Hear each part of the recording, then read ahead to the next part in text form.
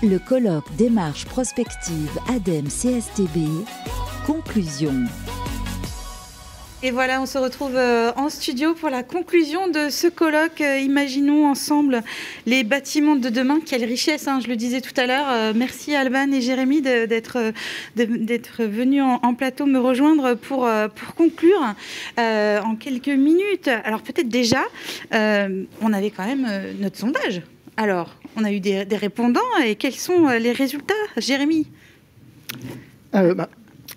Concernant deux questions, concernant le scénario le plus souhaitable, on se rend compte que les résultats confirment un peu le sentiment général des différentes discussions ayant lieu cet après-midi. Ah oui, rééquilibrage, on aime bien. Hein. Et oui, certains plébiscitent des scénarios bâtiment comme service et du scénario rééquilibrage avec une prépondérance effectivement de ce dernier.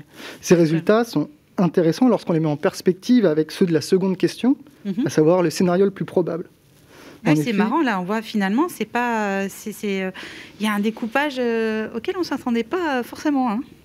En effet, ici c'est le scénario difficile de tout faire qui l'emporte assez largement, ce qui met en lumière un certain décalage entre... On est assez pessimiste. Oui, ce qui nous paraît le plus désirable et ce qui nous semble le plus probable. Par ailleurs, les résultats demeurant relativement équilibrés, on peut souligner l'existence d'une grande diversité de perceptions de ce qui nous attend dans le futur au sein de la filière. Bon, moi, j'ai envie de retenir quand même qu'il faut qu'on reste optimiste. Hein.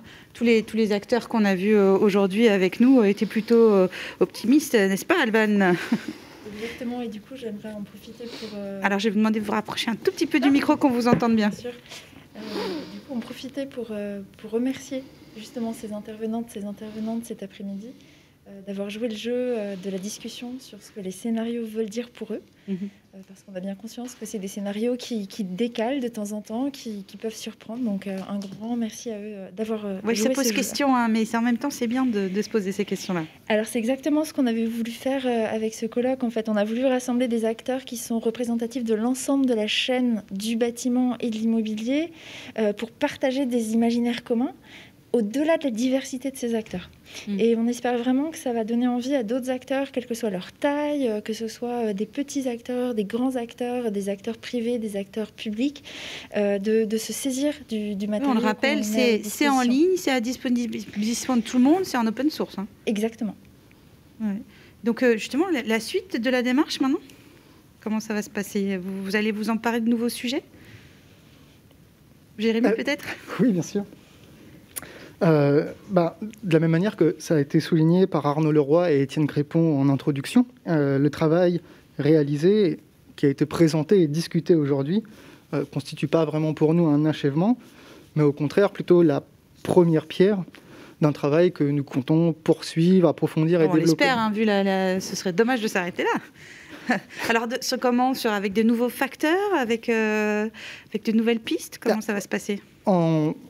En insistant, en étudiant des facteurs ou des thématiques plus spécifiques. On compte ainsi initier un nouveau travail collectif sur le modèle de celui qui a été présenté aujourd'hui, mais cette fois-ci sur la dimension plus spécifique de l'économie circulaire et de la consommation de ressources. L'idée centrale serait de travailler à différents scénarios de l'économie circulaire, de développement de l'économie circulaire à 2035, de clarifier les enjeux, d'expliciter les leviers et les obstacles, d'analyser les différentes modalités de mise en œuvre et d'interroger les implications pour la filière. Écoutez, merci beaucoup Jérémy, merci Alban. Un dernier mot peut-être ? Donc on reste optimiste. Hein ? Exactement, et puis un dernier mot aussi pour donner rendez-vous à tous ceux que les démarches de prospective quantitative intéressent, les 29 et 30 mars prochains à Angers, pour l'événement du Grand Défi écologique qui va être le moment aussi de dialoguer autour des scénarios de neutralité carbone. Et on espère que c'est une première pierre dans une communauté de travail de la modélisation et notamment sur le bâtiment. On voit bien que d'un côté on modélise la neutralité carbone, de l'autre on a des économistes qui font de l'économie de l'immobilier. Ce serait hyper intéressant de creuser le dialogue, donc c'est vraiment quelque chose sur lequel on souhaite travailler.